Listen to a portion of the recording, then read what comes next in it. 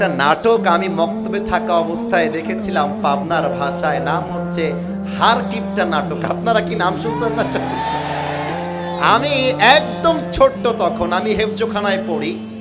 আমি পাবনা জেলার ভাষা তখন থেকে জানা স্টার্ট করেছি।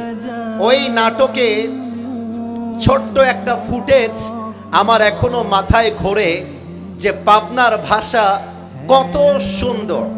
ওই একজন মানে অভিনেতা আর কি, নাম হচ্ছে মনে হয় চঞ্চল চৌধুরী আর কি, মানে এত সুন্দর পাবনার ভাষা। ওকে একজন মেয়ে বলতেছে, পাইছি তো দেওড়া, তোমার বড় ভাইয়ের সাথে যদি আমার বিয়ে হয় তাহলে পরে তুমি তো আমারই ভাসুরই হইছাও, দেওরাই হইছাও।